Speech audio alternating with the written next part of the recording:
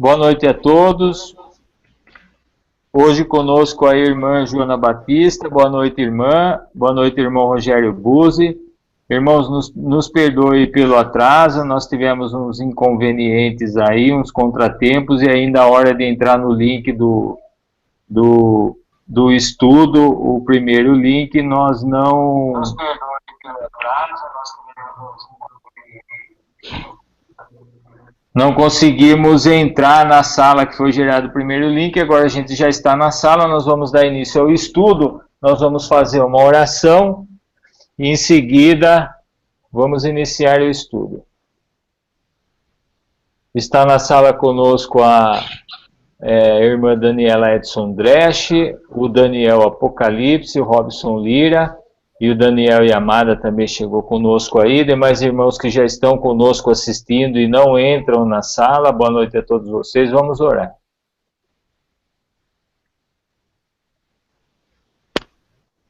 Bondoso Pai que no alto céus habita, misericordioso Deus, o nosso Criador.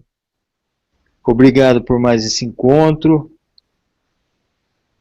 esse estudo que vamos realizar através do teu servo amado, meu Pai, o meu querido irmão Rogério Buzzi. Obrigado por essa oportunidade de poder ouvir as coisas concernentes ao céu para nós. Isso nos alimenta, nos lava a alma, e assim foi determinado pelo Senhor, e nós desta forma conseguimos juntos caminhar de mãos dadas na direção do teu Filho amado. Obrigado por essa oportunidade que o Senhor nos dá de encontrar todos esses irmãos, meu Pai. Todos os irmãos que precisam ouvir essa mensagem, Senhor, independente do inconveniente que houve, que ele consiga achar o caminho desse estudo, ou então posteriormente assistindo a gravação dele, meu Pai, que o Senhor coloque eles diante dessa mensagem que é muito importante para todos nós. Eu agradeço imensamente a participação de todos, em nome do nosso Senhor e Salvador Jesus Cristo, eu agradeço, meu Pai. Amém.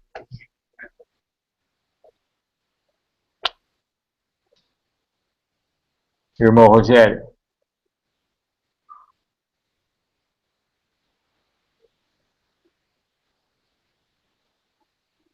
O irmão está me ouvindo, irmão Rogério?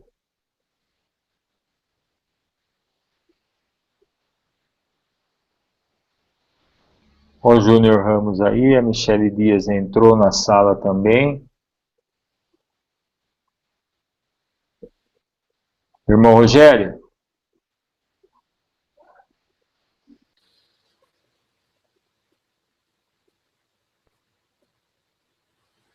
Bom, irmãos, o Rogério caiu, ele deve estar com algum problema de sinal lá, internet, alguma coisa assim, e provavelmente ele retorne o mais rápido possível.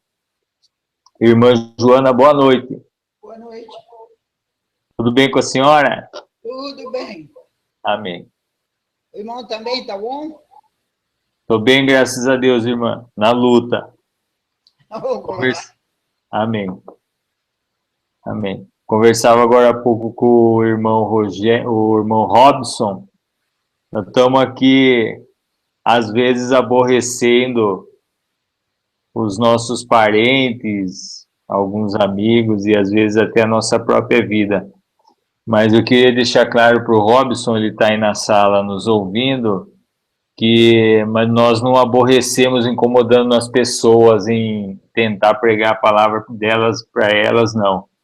A gente aborrece só da forma como a gente vive, que já não é mais a forma como vivem as pessoas no mundo. Isso já é suficiente para aborrecer, por exemplo, minha mãe, né? Meus parentes, assim, que não entendem muito bem o caminho que a gente tomou. Mas, enfim, são as coisas que foram determinadas por Deus e assim vai ser, paciência, né? Nós temos que orar por eles Quem sabe um dia eles consigam alcançar essa divina luz que nos iluminou e acabou nos tirando desse mundo, né? O irmão Rogério não voltou ainda. Será que houve, irmão?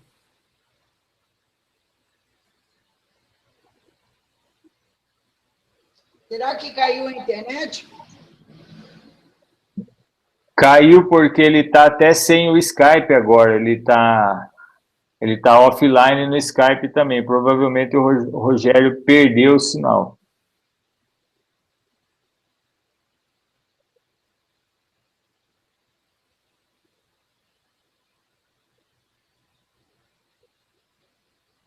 Vamos aguardar aí, ver se o Rogério consegue se restabelecer aí.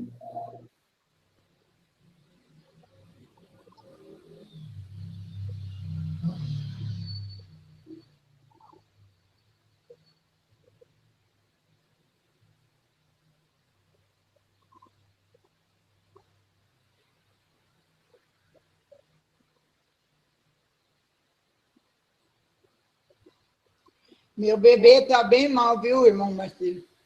Ah, é? Muito mal. Pelo que a senhora está falando, ela piorou bem, Joana. Piorou bastante. Do dia que eu estava aí, quando eu estava aí? Sábado, né? Sábado. Ó, irmão aí. Aí voltou. Tá nos ouvindo, irmão Rogério?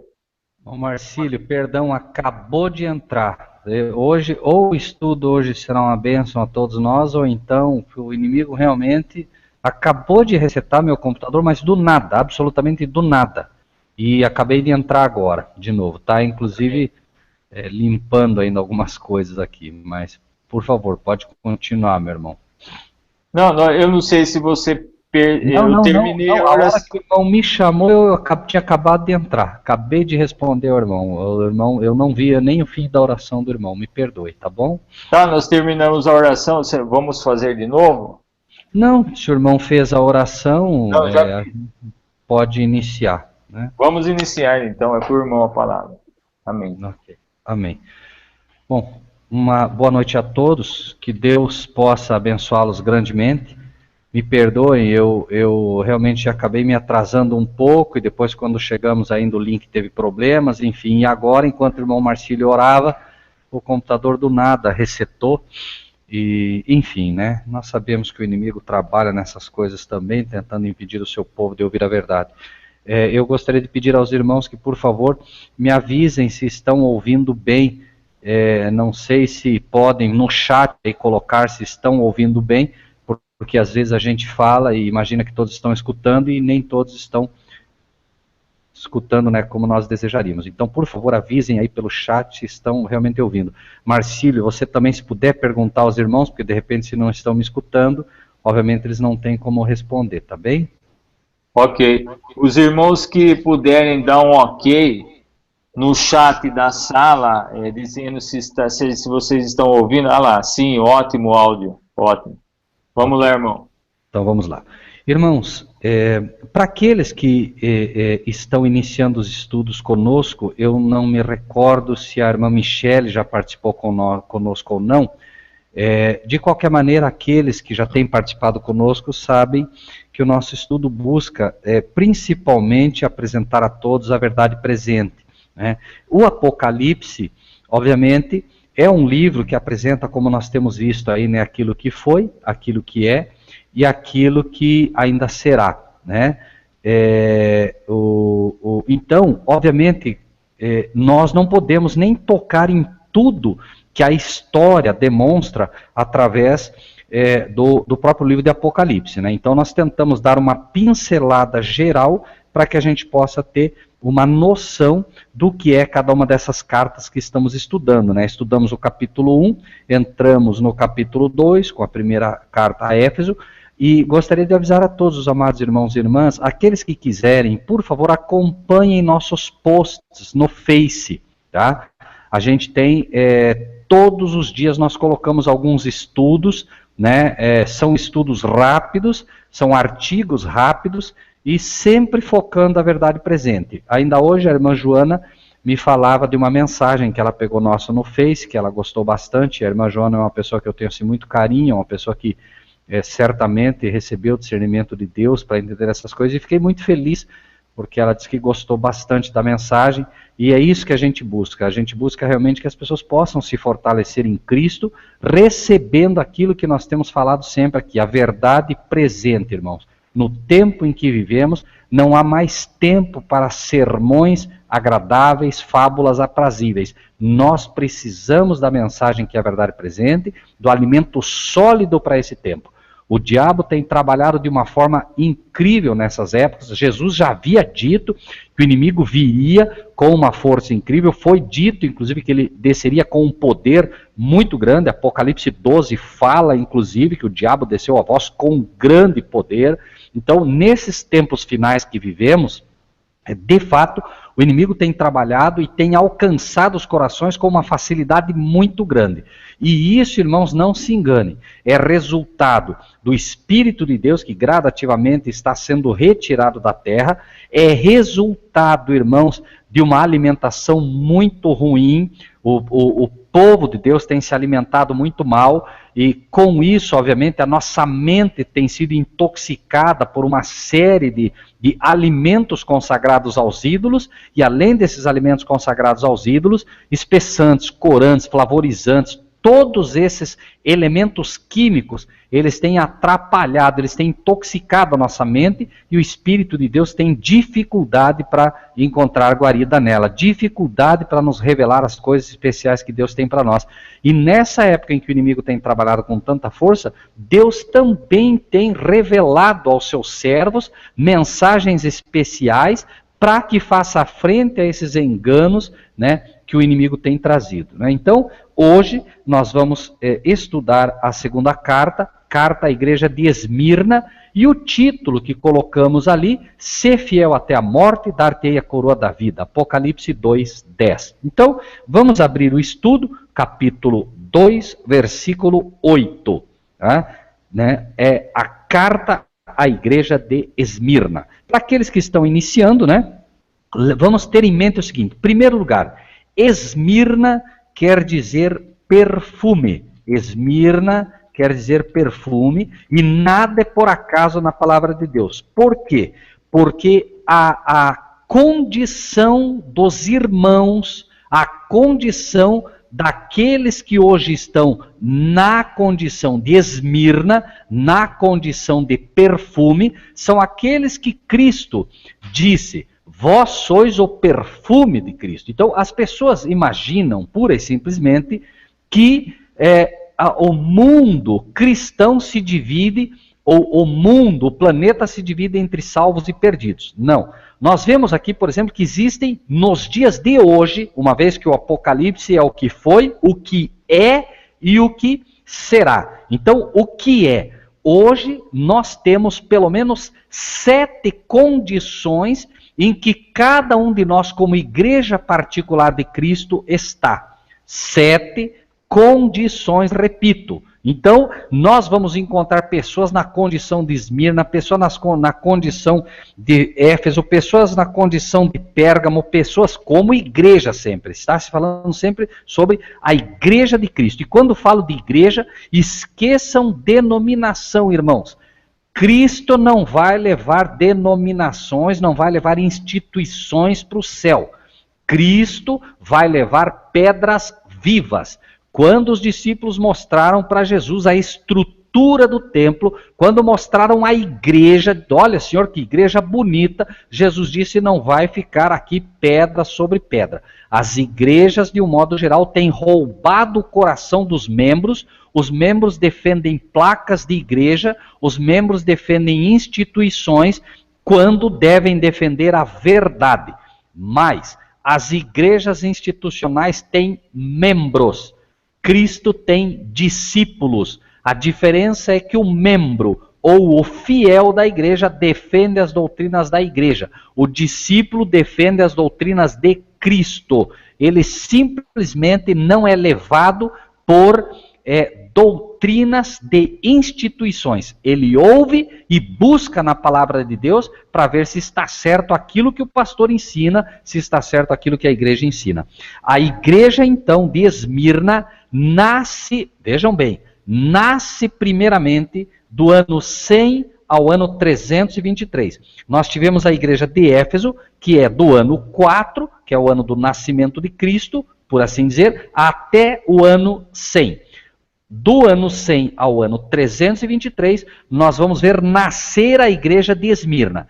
Quanto ao tempo, a igreja de Esmirna, então, nasce no ano 100 e vai até o ano 323. Mas, por favor, não confundam as coisas. Não é porque no ano 323 a igreja de Esmirna deixa de existir como instituição da época, não é por isso que ela deixa de existir como igreja.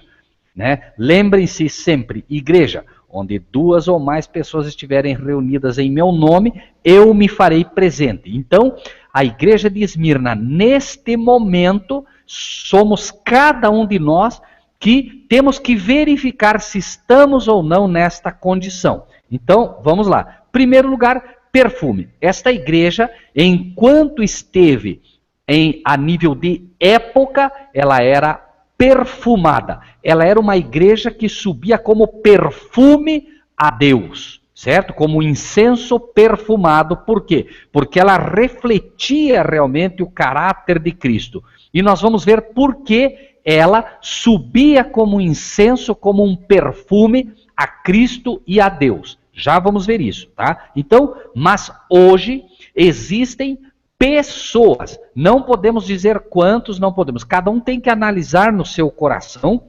receber a mensagem e ver por si mesmo se está na condição de Esmirna ou não, mas com certeza, irmãos, todos nós vamos encontrar que algo de Esmirna nós temos. Pode ser bom, pode ser ruim, a identificação é a de que nós temos que ter algo de Esmirna. E o ideal é que nós tenhamos o que ela tem de bom, obviamente, mas nós vamos detectar se de fato somos perfume de Cristo. E nós, irmãos, como igreja de Cristo, nós vamos ver que nós temos elementos de todas elas, irmão. A palavra de Deus, ela alcança todos os corações. Nós vamos ver então que a carta a Éfeso tem conselhos para nós. Nós vamos ver que a carta a Esmirna tem conselhos para nós. Nós vamos ver que cada uma dessas condições há algo que nós com certeza devemos receber do Senhor Jesus. Então, começa no versículo 8, e ao anjo da igreja que está em Esmirna escreve: isto diz o primeiro e o último que foi morto e reviveu.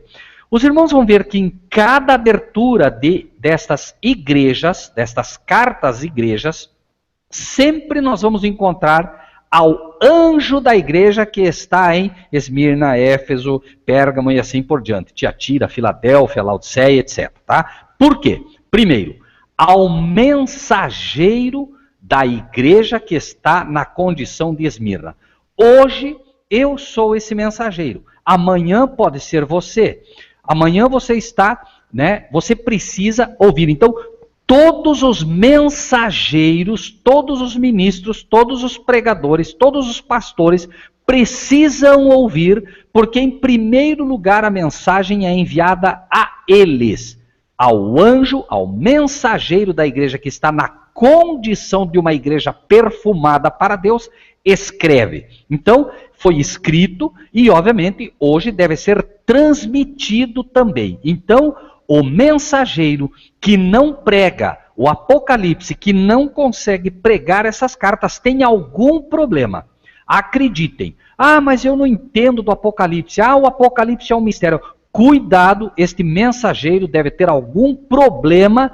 Por quê? Porque a mensagem é dada diretamente ao mensageiro. E o mensageiro, se ele não está recebendo essa mensagem, se não está entendendo essa mensagem, é porque algo está errado com aquilo que ele está estudando com aquilo que ele está buscando. Não tenham dúvida disso, irmãos, porque estas são mensagens dadas no último livro da Bíblia e é o livro que vivemos na época de hoje. Então, ao mensageiro, ao pastor, ao ministro, ao presbítero, aqueles que se dizem bispos, aqueles que se dizem padres, todos os que pregam nas igrejas, escreve. Isto quem diz vejam que agora Cristo vai se identificar aqui de uma maneira.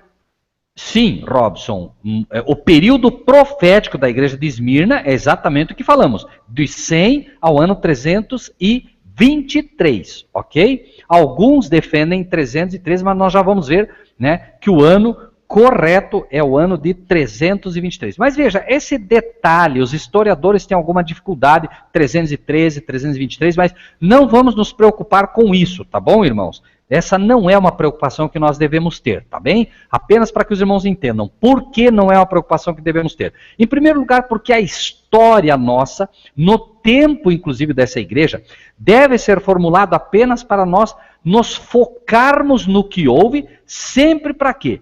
Entendendo o que foi, nós vamos entender o futuro também. Então, quando falamos em período profético, 100 a 313 ou 100 a 323, como digo, os historiadores, né, eles não têm clareza quanto a isso, particularmente eu defendo 323, né, e por algumas razões específicas, mas isso não em nada nos atrapalha o estudo, porque, como dizemos, o período profético é tão somente para que nós tenhamos a convicção de ver o que aconteceu naquela época e trazer imediatamente as aplicações para o dia de hoje. O grande problema daqueles que estudam as profecias da forma historicista é exatamente isso. Ficam presos à história e não pode ser assim. Toda a palavra de Deus, ela tem um cumprimento. Lembrem-se, vamos ler aqui, irmãos, né? Quando nós abrimos a Bíblia no capítulo 1 de Apocalipse, que já falamos algumas vezes, apenas para nós termos o que está escrito. No versículo 19, nós encontramos: escreve as coisas que tem visto, né, passado, as que são, presente então, e as que depois destas hão de acontecer, futuro, tá? Então, sempre, irmãos, o mais importante, ainda que a gente não tenha uma clareza absoluta quanto ao período, nós estamos bastante tranquilos, porque nós vamos ver que ela realmente, ela cumpre o período profético dentro, né, do tempo que estamos, seja 100 a 313 ou 100 a 323, mas vamos ver que ela traz um ensinamento para o dia de hoje, falando em condição. Irmãos, por favor, irmãos e irmãs amados, não se enganem quanto a isso. Os historicistas prendem as igrejas ao tempo histórico delas, ao tempo da profecia ou período profético delas. Nós não podemos cometer este erro. Nós temos que entender as lições para nós hoje quanto a isso. E isso tem que ficar muito claro para todos nós. Então, ao ministro da igreja que está na condição de Esmirna, ao ministro da igreja e, né, dos membros que estão na condição de Esmirna, escreve: isto quem diz não é o Rogério, isto quem diz não é o Marcílio, isto quem diz não são pessoas, isto quem diz é o primeiro, ou seja, ele está se posicionando aqui, Cristo, ele está se posicionando como o primeiro e único. Primeiro por quê? Tudo, absolutamente tudo que nós vamos encontrar no planeta Terra tem sua origem em Cristo Jesus. Vem do Pai, mas nada, absolutamente nada que foi criado neste planeta foi criado sem que Cristo estivesse junto com o nosso Pai, que é Deus. O grande Criador, que é Deus, o Pai, o tempo todo, tudo que ele fez através do Filho. Para que os irmãos entendam isso de forma simplificada, né? Gênesis abre dizendo, né? E disse Deus, haja luz, por exemplo, né? Então, disse Deus, haja luz. Deus, o Pai, usou a palavra para fazer todas as coisas. A palavra é Cristo. Então, existe aí, claro, uma linguagem literal, Cristo, o Pai de fato falou e as coisas apareceram, mas também há uma simbologia contida numa lição espiritual mais profunda, mostrando para nós que todas as coisas foram feitas, como diz Hebreus, todas as coisas foram feitas por intermédio dele, Cristo, e sem ele, nada do que foi feito se fez. Por isso que todas as coisas são do Pai, mas em Cristo Jesus. Quando você ora ao Pai, mas a tua oração só chega ao Pai em Cristo Jesus.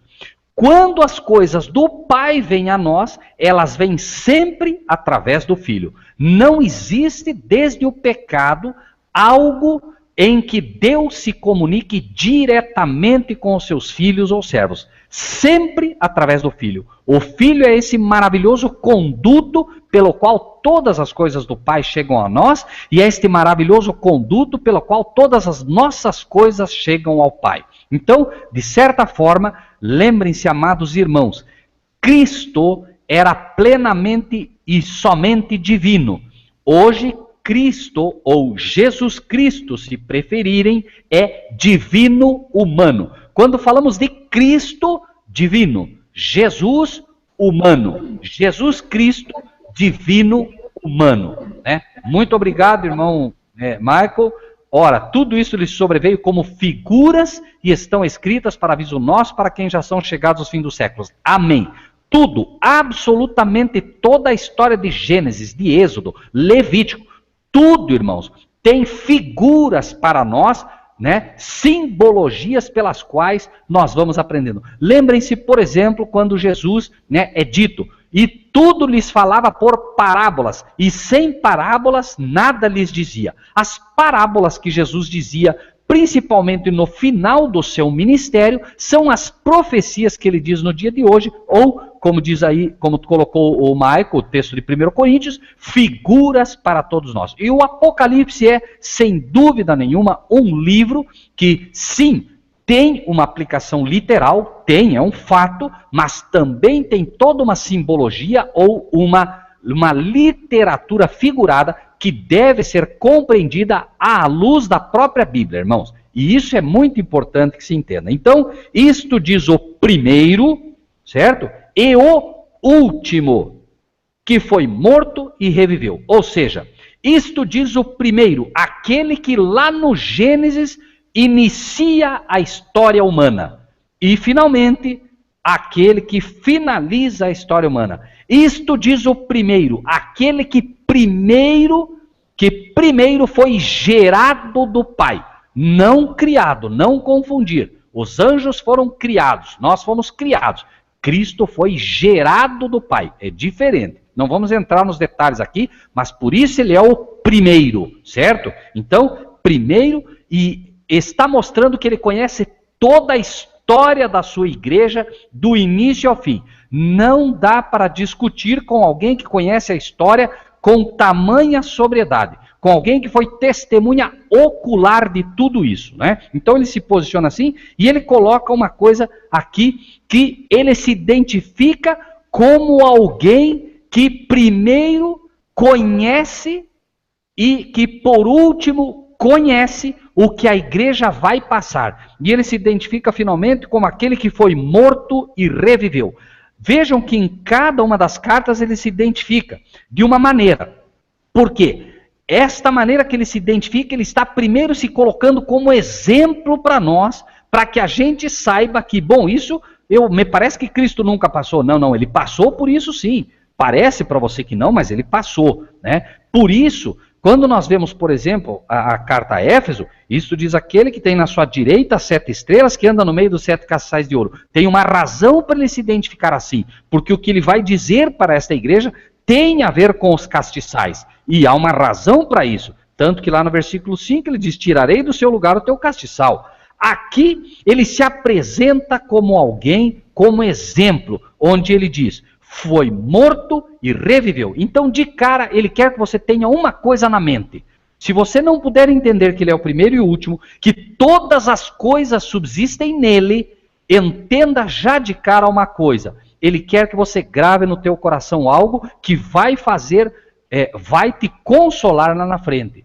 Ele vai te dizer, lembra-te, filho, ao ler e ao passar pela experiência de Esmirna, ao passar pela experiência do meu perfume. Lembra-te, filho, eu fui morto, mas eu revivi. Lembra-te disso, filho meu, servo meu, quando estiveres passando pelas coisas que deves passar, se tu fores meu perfume, se tu fores a minha igreja, e se tu fores a minha igreja na condição de Esmirna.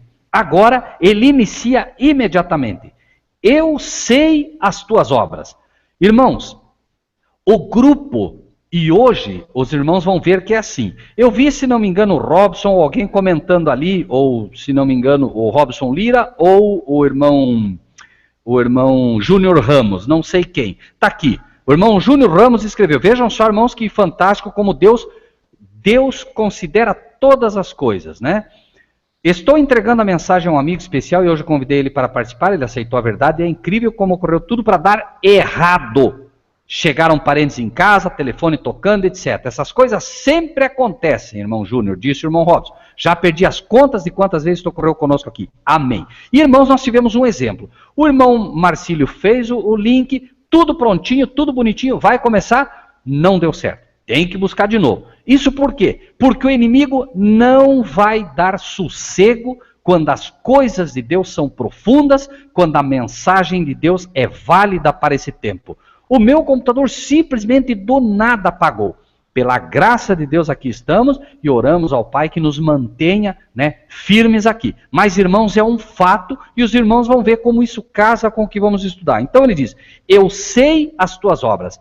Aqueles que realmente buscam servir a Deus, que buscam conhecer a verdade presente, trabalham, publicam, pregam, ensinam. E, irmãos, vejam, não por mal, vejam este hangout. Nós agradecemos a Deus cada alma que vem, mas eu vejo, por exemplo, irmãos que olham nossos posts e dizem, puxa, que pena que tão poucas pessoas vão ler isso. Que pena que tão poucas pessoas participam. Existem hangouts, irmãos, que se fala de, me perdoem as palavras, mas que se fala de coisas que realmente não edificam ninguém, e você vê lá 200, 300, 400 pessoas participando. Fala-se da verdade presente, irmãos, serão poucos. A palavra de Deus é clara quanto a isso. Ainda que os judeus fossem como a areia do mar, né? O restante, o remanescente, os que serão salvos serão poucos, né? Poucos restarão, os que restarão. E é assim, irmãos, não se engane. Então, só que nós procuramos ensinar, procuramos falar poucas pessoas. Abre-se um centro evangelístico para entender e tentar trazer as pessoas para Cristo, para a verdade presente. Poucas pessoas. Abre-se uma igreja e começa. Quinta-feira, dia do milagre, não sei o quê. Sexta, dia disso. Quarta, dia daquilo. Terça, dia daquilo. E em uma semana a igreja está lotada, irmãos. Algo tem que estar errado. E nós às vezes nos questionamos, mas Senhor, o que acontece? Por quê? E o Senhor vem e diz, eu sei as tuas obras, filho, eu conheço, eu sou o primeiro, eu sou o último, eu conheço as obras de vocês, de cada um de vocês, eu conheço isso. Tive um problema, irmão. Oi, irmão Marcelo. Eu acho que se você repetir os últimos 30 segundos aí, vai ser bom, Rogério, porque sua voz começou a ficar metalizada e começou a ficar toda repicada, então não deu para entender. Ok. O que falávamos aqui, então, estamos repetindo, porque o irmão Marcílio nos diz que a voz saiu um pouco metálica.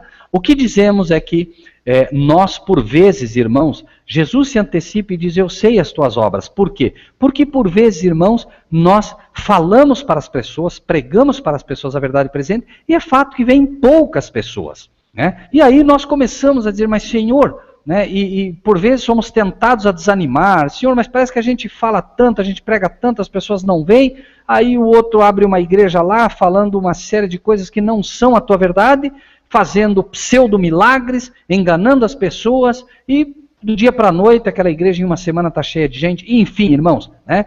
Cristo se antecipa a isso tudo e diz, eu sei as tuas obras, e tribulação. Então, ele está dizendo, Irmão Robson, irmão Júnior, eu conheço isso tudo, as lutas de vocês, eu conheço vocês, eu sei que quando vocês não conheciam a verdade presente, vocês viviam bem, vocês tinham mais dinheiro, tudo dava certo, os negócios iam bem, mas eu sei que quando aceitaram a verdade presente, contrariamente ao que as igrejas da prosperidade, da teologia da prosperidade falam, eu sei, filhos, que o inimigo está irado contra vocês e está fazendo de tudo para tirar tudo que vocês têm, porque ele sabe que se vocês tiverem dinheiro e forem aplicar na minha causa, estarão atrapalhando o trabalho dele. Então, obviamente, ele está dizendo, eu sei as tuas obras, e tribulação, e pobreza.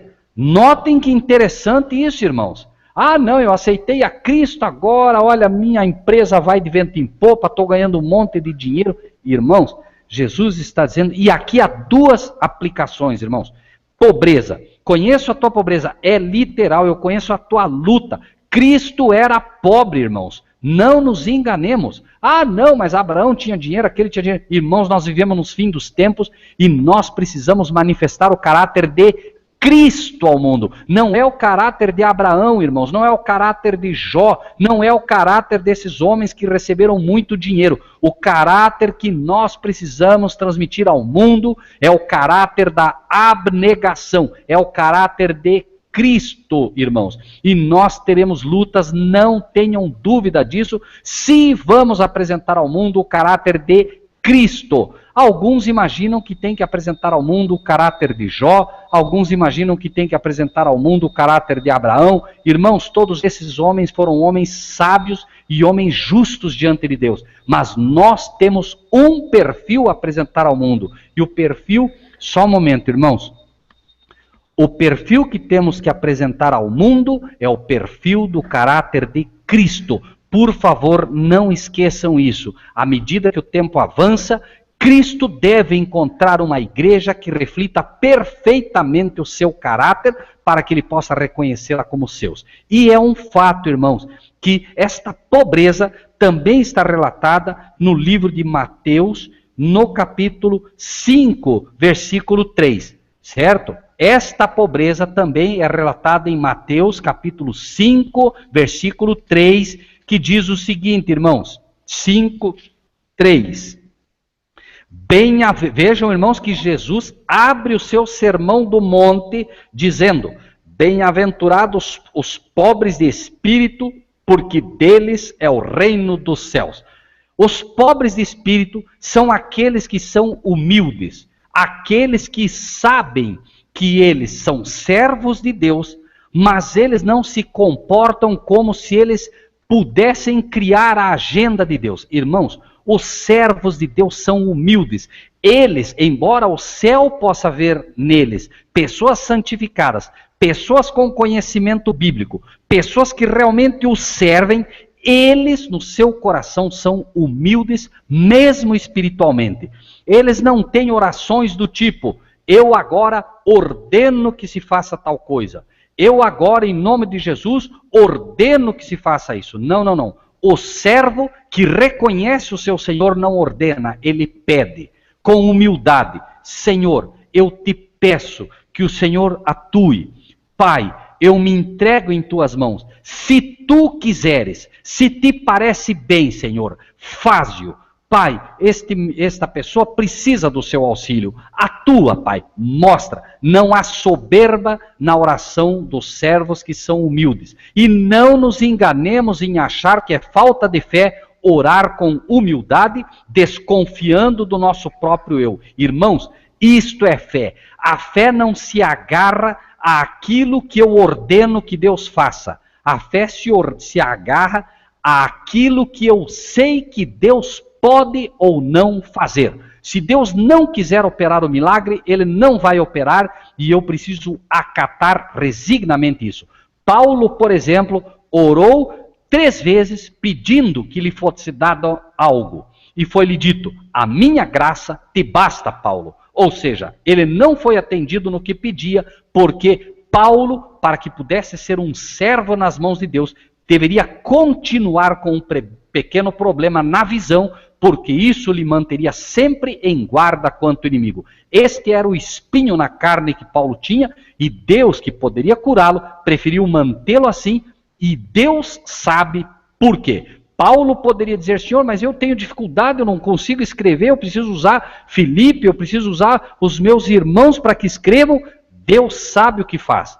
As cartas de Paulo foram escritas por um servo que tinha que estar exatamente como Deus queria que estivesse. Fosse para manter-se humilde, fosse para manter-se sempre dependente de Deus, fosse para manter-se sempre na graça do Senhor Jesus, por este favor imerecido. Assim o era e assim tem que ser conosco também. Repetimos, a fé não se agarra ao que eu quero que Deus faça, mas sim a aceitar resignamente aquilo que Ele sabe ser melhor para mim. Então, eu sei a tua pobreza, eu reconheço que você se vê pobre espiritualmente e reconheço que você de fato é pobre, mas tu és rico. Ou seja, irmãos, quanto mais eu me aproximo de Cristo, mais eu vejo como eu estou distante do caráter dele.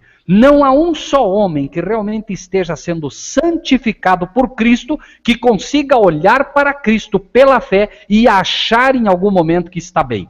Não, eu estou bem. Não, vocês são fracos, nós somos fortes. Não existe isso. O apóstolo Paulo é categórico. Quando sou fraco, aí é que sou forte. Ou seja, como isso funciona? Quando eu me vejo fraco, quando eu sou humilde espiritualmente, é aí que eu possivelmente esteja numa condição muito melhor do que eu imagino. Por quê? Enquanto eu realmente me vejo com humildade, o céu está me vendo e o céu está dizendo: tu és rico. Vejam que o problema de Laodiceia, da condição morna da igreja, é exatamente isso. Versículo 17, capítulo 3. Você diz, não é o que você é, você diz: rico sou e estou enriquecido, de nada tenho falta. Não sabes que és um desgraçado, miserável, pobre, cego e nu. Lhes digo, tendo os anjos de Deus por testemunha, qualquer pregador, qualquer pastor, qualquer membro de igreja, tenha ele 30, 40 ou 50 anos de igreja, que diz: eu sou forte em Deus, ou que tenha soberba no seu coração, que se acha rico espiritualmente, que consegue brincar num púlpito, que consegue fazer piadinha num púlpito, não tenham dúvida, este homem não sabe que é um desgraçado, miserável, pobre, cego e nu. E esta é a condição da esmagadora maioria dos pastores, dos que se dizem apóstolos, dos que se dizem bispos, dos que têm estes títulos, que nem imaginam o peso que há por trás de um título desse. Você se autodenominar apóstolo é um peso violento, irmão. Você se autodenominar um bispo, tudo isso, irmãos, traz um dever muito grande. E é dito: não sabes que és um desgraçado, ou seja, você não entendeu ainda o que é a minha graça é um favor imerecido, e você acha que você tem méritos, quando você não entendeu que você é meu ministro por um favor que eu te faço, e você não merece ser um pastor.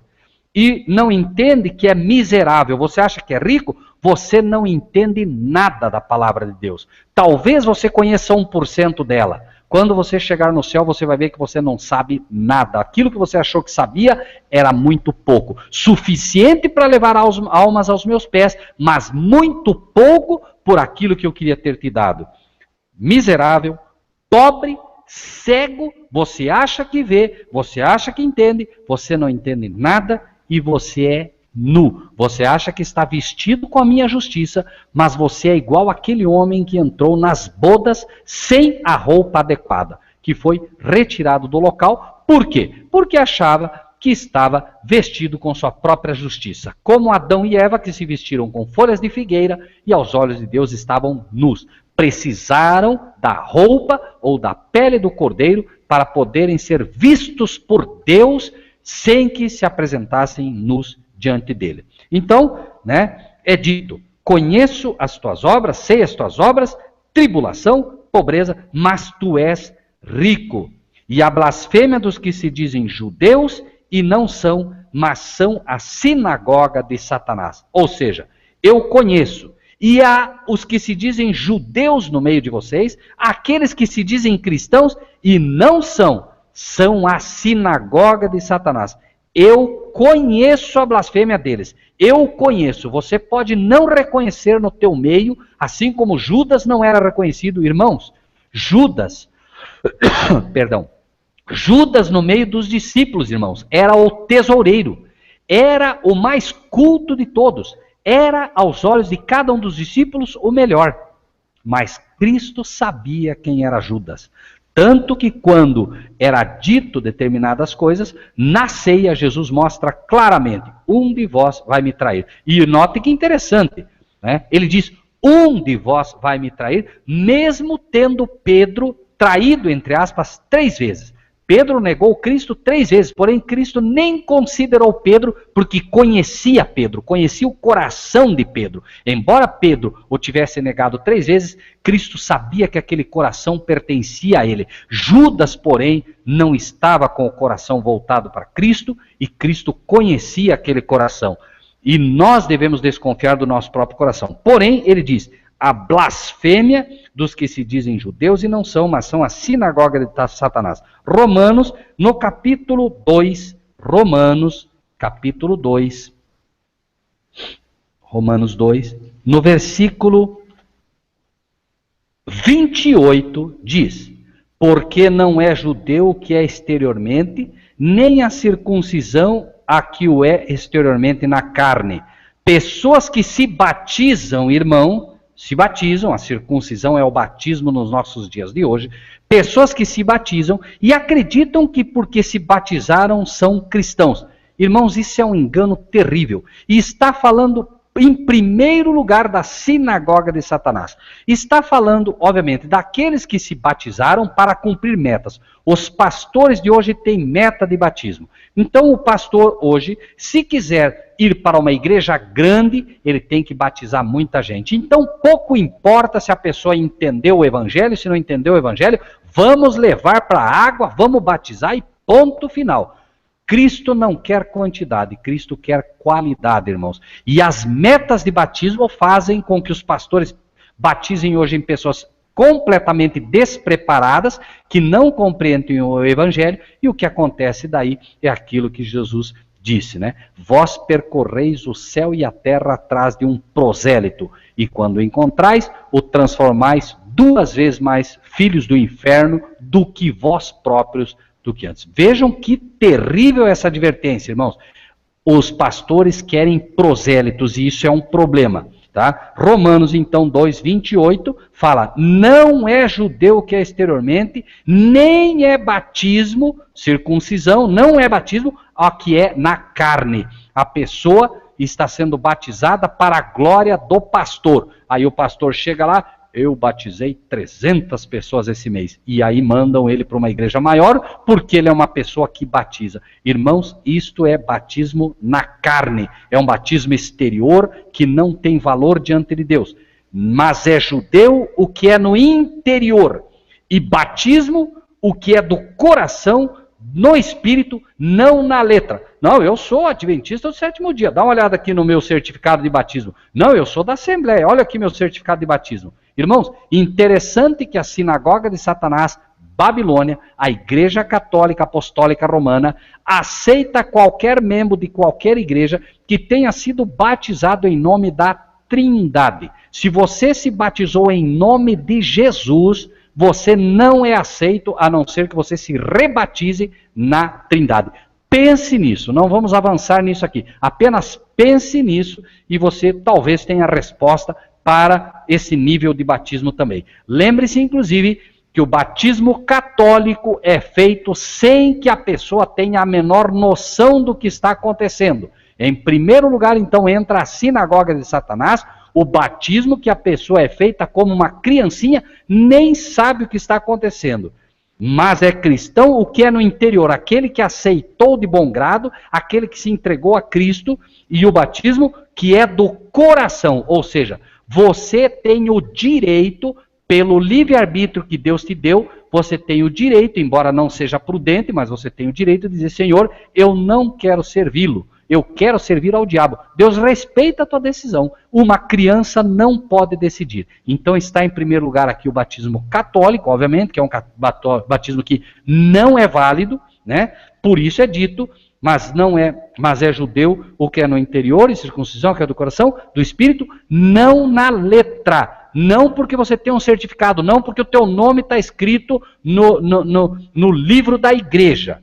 E sim, né, que esteja escrito, né, nos livros dos céus. Existem pessoas, irmãos meus amados, que foram expulsos das igrejas, tiveram seu nome riscado do livro da igreja, porque não aceitaram determinadas coisas, preferiram ficar com a palavra de Deus, o nome deles continua escrito no livro da vida, mas na letra foi riscado aqui, porque certamente, né, as igrejas não querem membros, não querem pessoas pensantes, não querem pessoas que questionam, porque essas pessoas certamente, mais dia menos dia, vão mostrar erros que as igrejas têm cometido, né? Então, mas é cristão o que é no interior, e batismo, o que é do coração, no espírito, não na letra, cujo louvor não provém dos homens, mas de Deus. Note que os batismos que acontecem era para louvor dos homens. Por quê? Como falamos, o pastor batizou quantas pessoas? É louvado porque é um pastor. Mas, irmãos, o louvor que nós precisamos, lembrem-se, é o louvor de Deus e não dos homens, né? E dificilmente receberemos louvor dos homens servindo de fato ao nosso Deus como deve ser servido. Cristo não recebeu o louvor dos homens. Cristo, né, simplesmente recebeu e foi morto na cruz em nosso lugar, exatamente porque pregou o que tinha que pregar. Cristo era tão fiel aos princípios que ele tinha a coragem de olhar nos olhos dos pastores da época e dizer: vós sois filhos do diabo. Irmãos, é preciso muito conhecimento, é preciso realmente ser movido pelo Espírito de Deus para ter a coragem e o discernimento de chamar o pecado pelo nome. Hoje, você apresenta por vezes, olha, esse pastor está errado, aquele pastor está errado. Ah, você está julgando, você não pode julgar, você não pode fazer isso. Irmãos, a palavra de Deus é quem julga.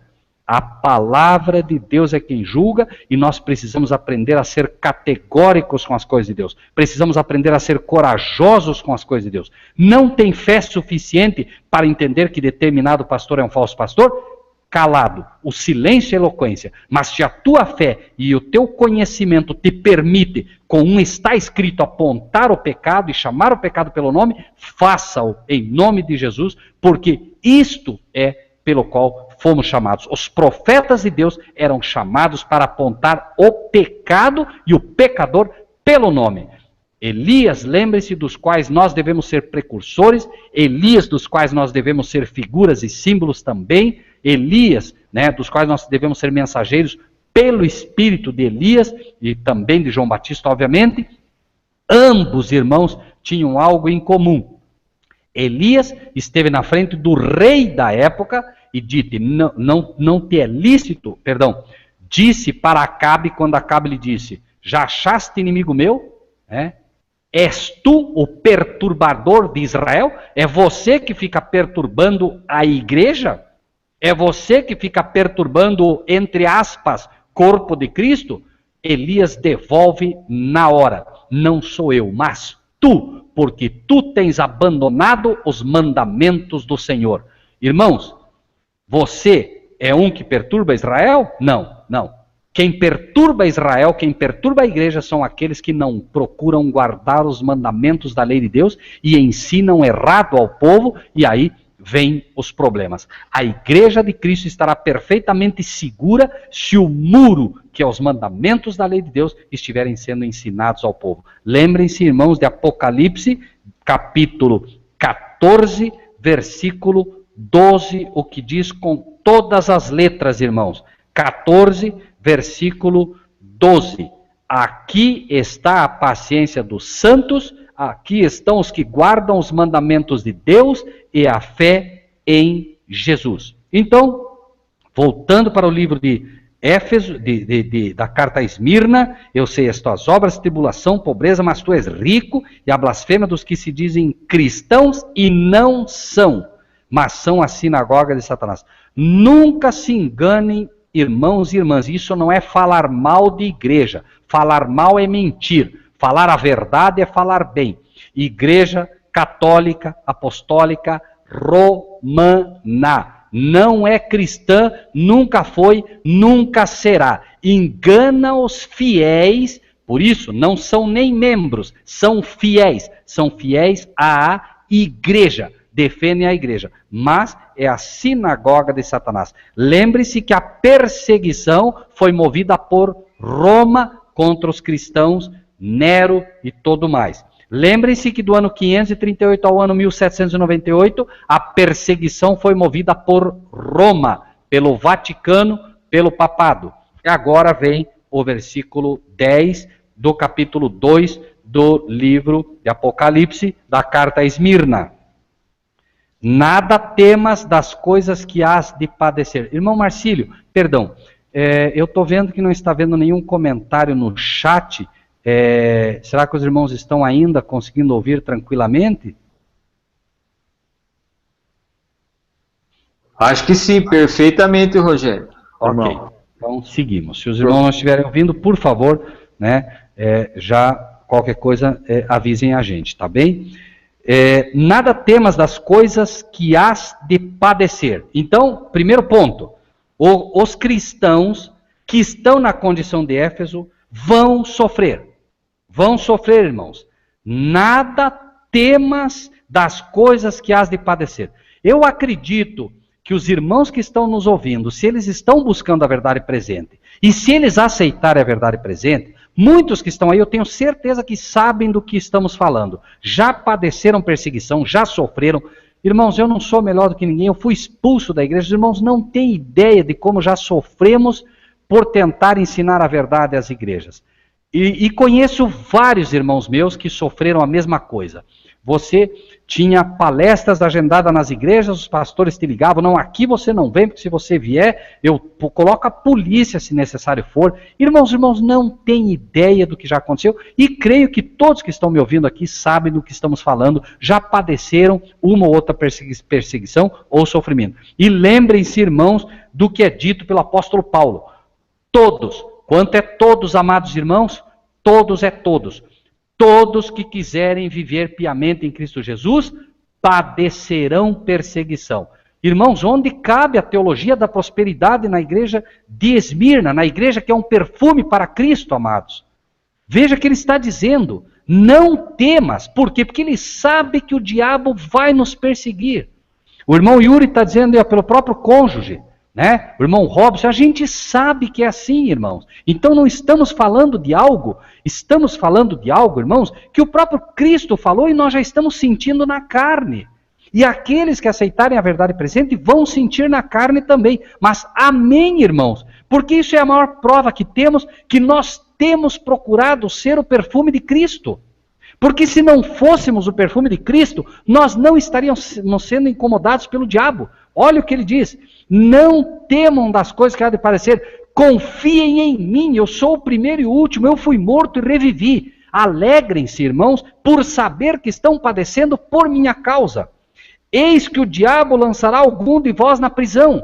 Irmãos, amanhã nós vamos ouvir, quem sabe, do irmão André, vamos ouvir do irmão Yuri, vamos ouvir do irmão Francisco, vamos ouvir do irmão Marcílio, vamos ouvir que eles estão sendo acusados de ter estuprado e matado 10 criancinhas, irmãos.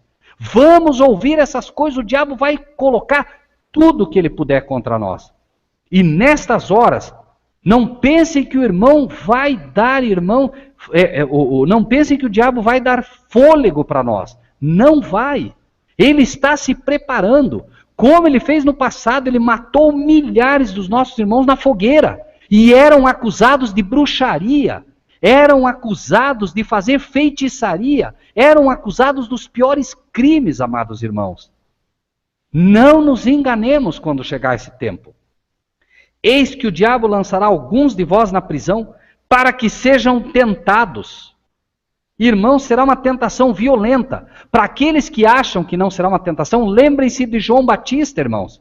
João Batista é um exemplo para nós. João Batista foi preso. Quando ele estava preso, esse homem que Cristo disse que, vejam, amados irmãos e irmãs, este homem que Cristo disse que não houve um profeta igual a ele na terra. Quando ele estava preso, a dúvida, ele foi tão tentado que a dúvida o assaltou. Ele pediu que aqueles que o seguiam fossem perguntar a Jesus se Jesus era aquele mesmo que deveria ser esperado. Notem, irmãos, esse homem amado de Deus, este profeta fantástico, teve dúvidas.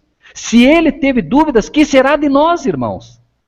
Então, ele já está, Jesus com amor já está nos dizendo: amados irmãos, eis que o diabo lançará algum de vós na prisão para que sejam tentados, serão tentados. Lembrem-se dessas palavras quando forem tentados, amados irmãos. Lembrem-se que Cristo está dizendo: vocês são o meu perfume, por isso vocês estão sendo tentados. Eu permito que vocês sejam tentados, mas eu não permitirei que vocês caiam.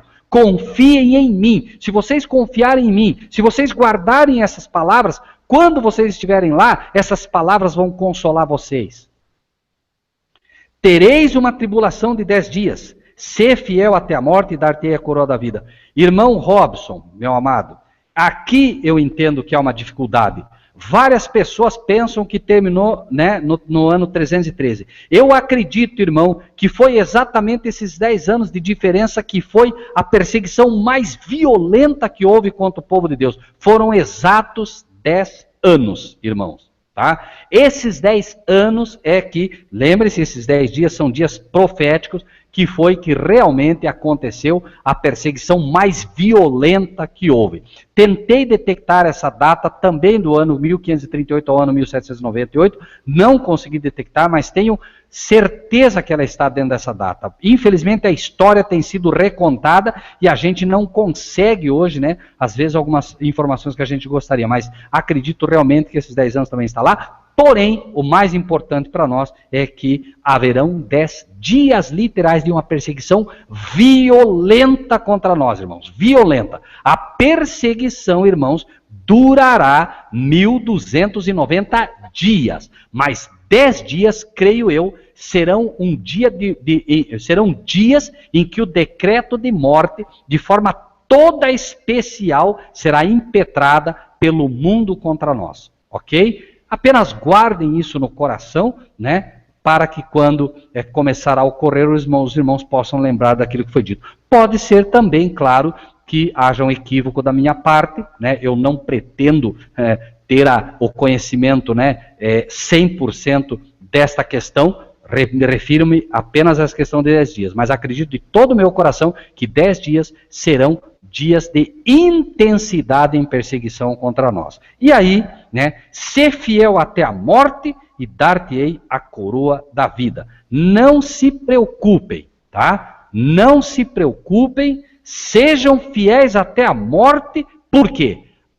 Para vocês, meus amados filhos, meus amados servos, não existe morte, existe sono. Por isso, Lázaro, quando morre, Jesus diz: Lázaro, dorme. Senhor, mas se Lázaro está dormindo, não precisa ir lá acordar ele. Aí Jesus, é claro, Lázaro morreu.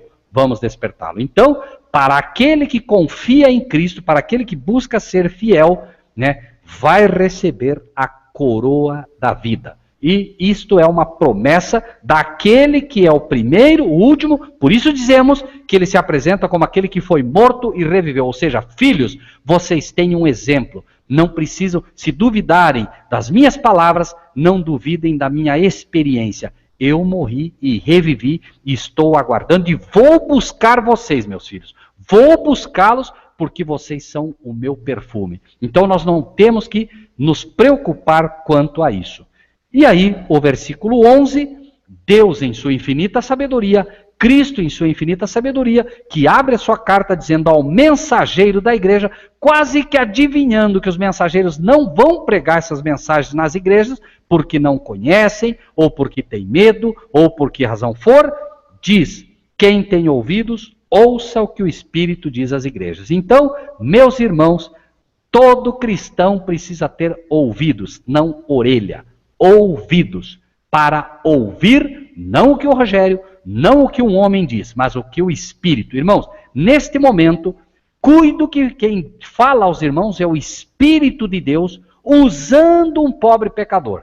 É assim que creio. Então, no final das contas, é o Espírito que está dizendo às igrejas através do mensageiro.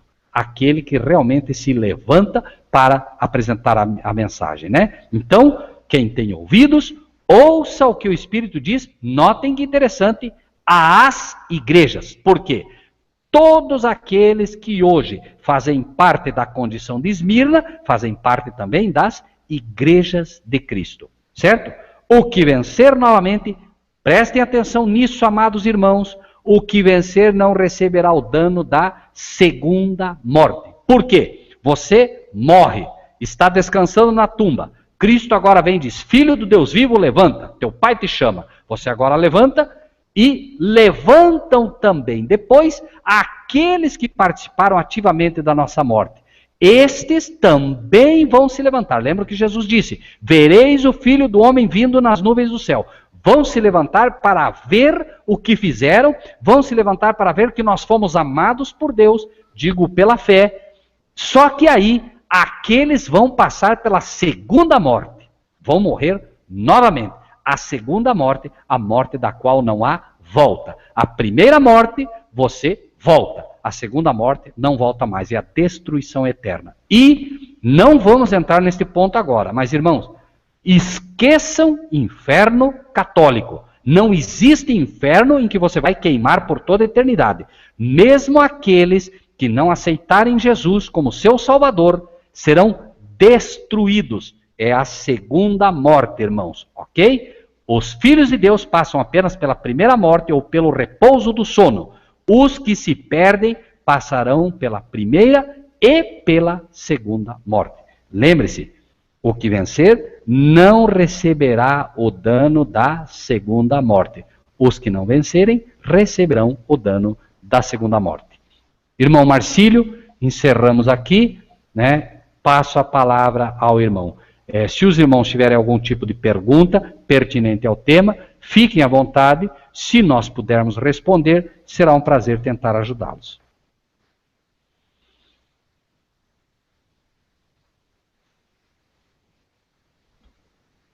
Irmão Marcílio. Ok. Está me ouvindo agora? Tá.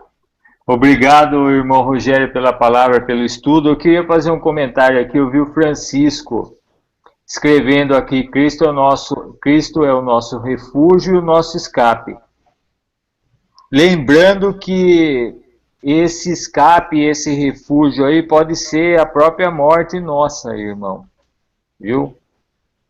Porque dá a impressão de que a gente vai escapar disso e não. Você precisa estar em Cristo, porque mesmo você morrendo, você precisa estar em Cristo para salvar a sua alma. Então a impressão que dá às vezes é que parece que é essa mensagem de refúgio e escape que nós vamos escapar. Embora o Robson tenha dito aí que nós vamos fugir para a montanha, mas quem não vai passar pela morte é os 144 mil, e nós ainda não sabemos disso aí, né? Nós sabemos que existem profetas, existem servos, existem aqueles irmãos queridos que vão estar na condição do ladrão na cruz, né? Que embora ele pedisse para ir para o reino... São as três classes, né?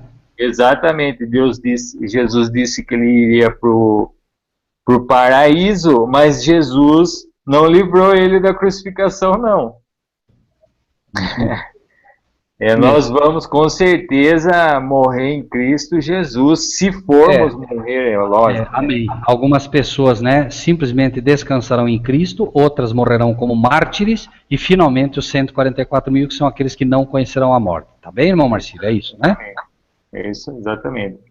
Bom, eu não sei se tem algum irmão que gostaria de fazer alguma colocação aí. O irmão Francisco está dizendo que na hora da angústia, Cristo nunca abandona os seus. Irmãos, lembrem-se, como disse sabiamente o irmão aí, Tudo aconteceu como figura a nós, a quem os fins dos tempos têm chegado. Né? Essa questão das cavernas ou montanhas, querem entender isso, leiam Daniel.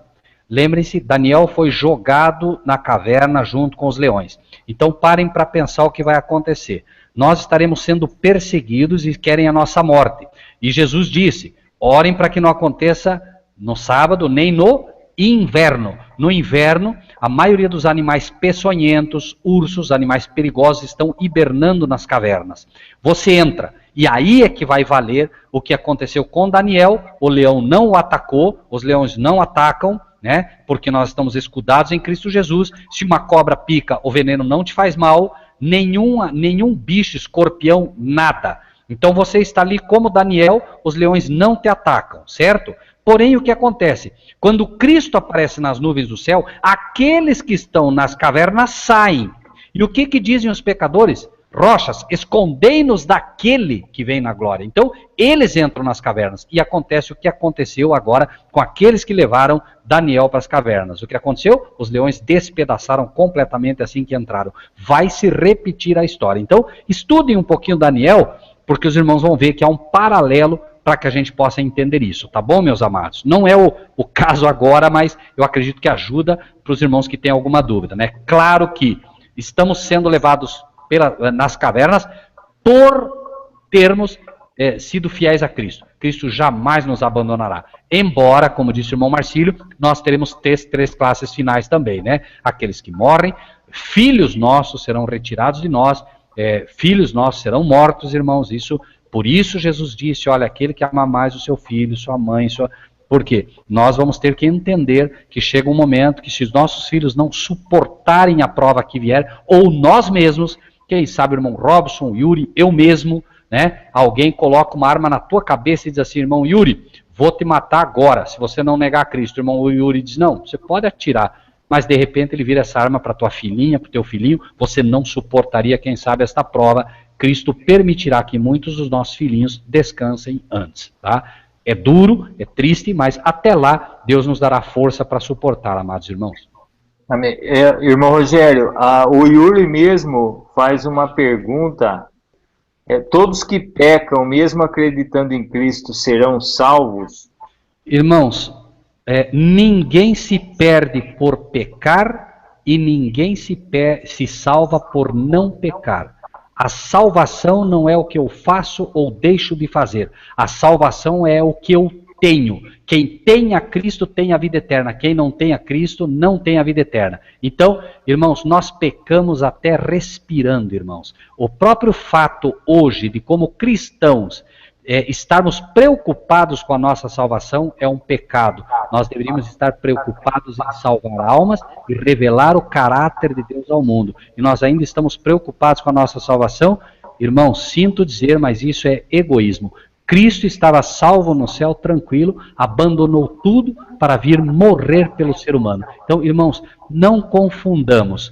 Nós corremos o risco de perder a salvação pecando? Sim. Mas por quê? Porque eu começo a pecar de tal maneira e finalmente, sem perceber, eu abandono a Cristo. Mas não é porque eu peco que eu vou perder a salvação. Irmãos, para o pecado o que existe é arrependimento e perdão. Pecou, corre, pede perdão a Deus e pede, como disse Davi, dá-me um coração puro. Lembrem-se, Davi, ele acrescentou ao pecado do adultério o assassinato daquele que era o esposo de Batseba, a quem ele pegou, que era Urias, né? Ainda assim, o profeta de Deus vem e diz, não, mas você não foi rejeitado nem como rei, por causa desses pecados, que foram violentos, porém, haverão consequências na tua família.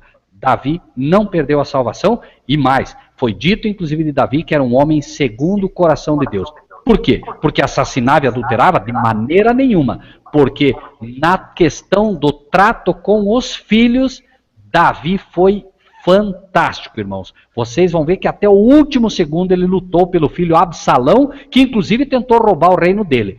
Absalão é um exemplo de Satanás. Estudem isso e os irmãos vão ver que Absalão é um exemplo de Satanás que tentou roubar o reino de Cristo no céu. E os irmãos vão ver que impressionante o paralelismo.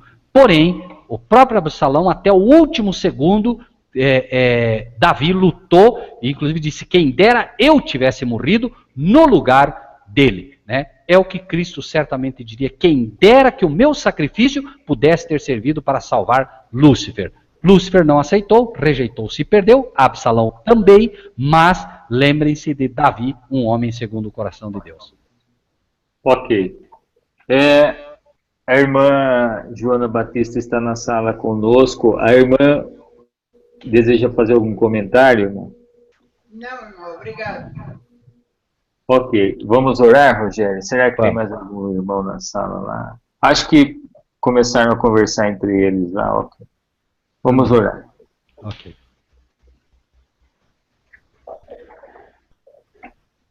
Grandioso Deus e Pai, nós queremos agradecer imensamente ao Senhor pelo privilégio que o Senhor nos deu de poder estarmos aqui aprendendo com a Tua Palavra. Amém. Todos nós aprendemos, mesmo aqueles que falam, aqueles que comentam, Senhor, ao falar estão também ouvindo. O Senhor graciosamente nos deu uma boca e 2 ouvidos, para que nós, quando falássemos, pudéssemos também ouvir mais do que falamos. Te agradecemos imensamente por cada um desses amados irmãos e irmãs que estão aqui. O irmão Yuri, a sua mamãe, o irmão Robson, o irmão Daniel, o irmão Marcílio, a irmã Joana. Pai Celestial, lembra-te do irmão Célio, do irmão André, do irmão Robson, perdão, que eu falei antes, não sei, do irmão Francisco, Pai, que está aqui conosco, do irmão, me fugiu o nome, Pai, de um irmão que sempre está conosco aqui, ele esteve no início, do irmão Júnior, Pai, obrigado por ter me lembrado do irmão Júnior. Pai Celestial, cada um desses amados irmãos e irmãs que estiveram conosco aqui, cada um dos amados irmãos e irmãs que estarão um dia ouvindo a nossa palavra, não permita, Pai, que de alguma maneira o inimigo atrapalhe a forma como eles entenderão a Tua palavra. Nós queremos Te agradecer imensamente porque, além de tudo, o Senhor colocou em xeque o inimigo, que no começo tentou atrapalhar o estudo, mas finalmente o Senhor mostra que todas as coisas estão sob o Teu controle. Abençoa grandemente cada um desses amados irmãos e irmãs, dá-nos um descanso, Senhor, refrigerador, e que, assim como um dia, Pai Celestial, o Senhor escreveu a Tua lei com o Teu dedo na rocha, escreve também na rocha do nosso coração a Tua palavra. Grava nos nossos corações, Pai, essas palavras que ouvimos hoje pelo Teu Espírito, para que se um dia nós passarmos for decretada a nossa morte, se nós tivermos que ser levados presos para poder testificar do Teu amor, que nós possamos receber essas palavras como um consolo e que o Espírito Teu possa trazer à nossa mente, consolando cada um de nós e cada um dos irmãos que ainda sofrerão pelo Teu Evangelho. É em nome de Jesus, o nosso Salvador, o primeiro e o último, aquele que foi morto e reviveu, que nós oramos e agradecemos. Amém. Amém. Amém. Irmãos, boa noite a todos. Fiquem todos com Deus. Boa noite, irmã Joana Batista, irmão Rogério. Se vocês quiserem se despedir aí, fiquem todos com Deus aí. Boa noite. Ósculo Santo a todos os amados irmãos. Um grande prazer estar com todos vocês e um privilégio muito grande que os irmãos tenham tido a paciência de nos ouvir. Deus seja com todos. Amém. Então voltamos ao nosso estudo na próxima quarta-feira com o irmão Rogério Buzzi, se Deus quiser com a irmã Joana Batista também, aí, que arrumou seus computadores aí.